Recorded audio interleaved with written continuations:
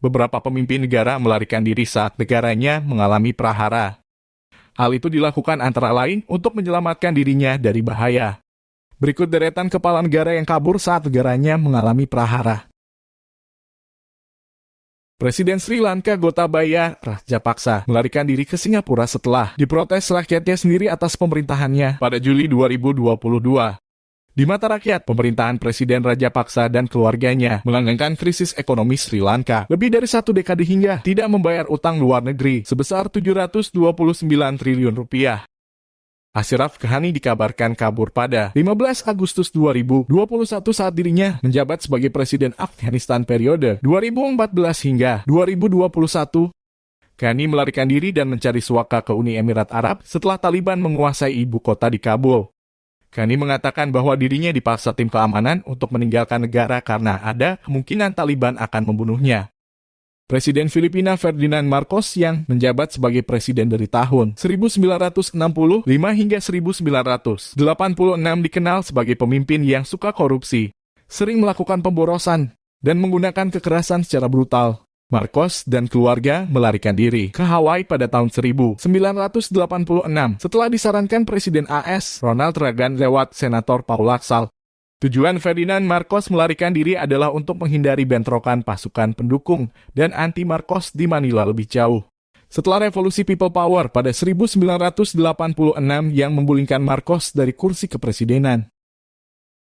Pada 21 Februari 2014, Presiden Ukraina Viktor Yanukovych, yang memerintah sejak 2010 hingga 2014, kabur ke selatan Rusia. Hal itu dipicu karena adanya korban luka dan korban jiwa saat terjadi bentrok kekerasan antara demonstran dan pasukan polisi khusus di lapangan kemerdekaan di Kiev.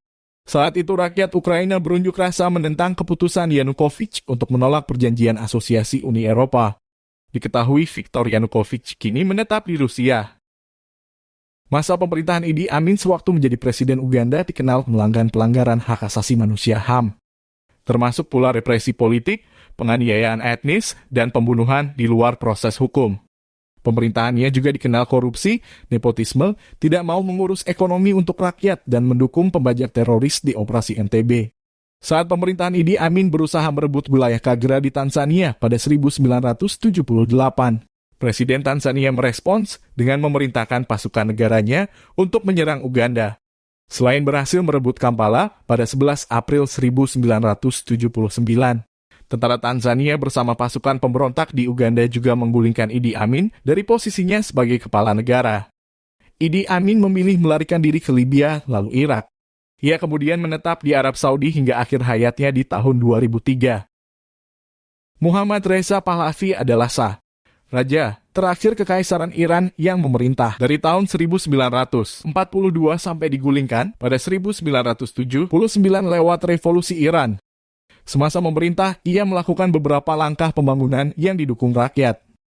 Hal yang ia terapkan antara lain menasionalisasi industri minyak milik Inggris bergabung dengan OPEC hingga menaikkan harga minyak.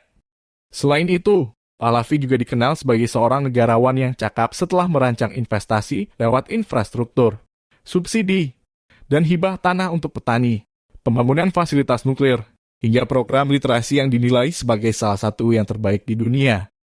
Namun pada 1978 terjadi kerusuhan politik yang mengarah pada penggulingan monarki. Pada revolusi Iran tersebut, ribuan warga tewas oleh pasukan militer. Di tahun berikutnya, Pahlavi kabur ke Mesir. Di negara tersebut, Pahlavi diberi suaka oleh Anwar Sadat. Pahlavi meninggal di pengasingannya pada 27 Juli 1980.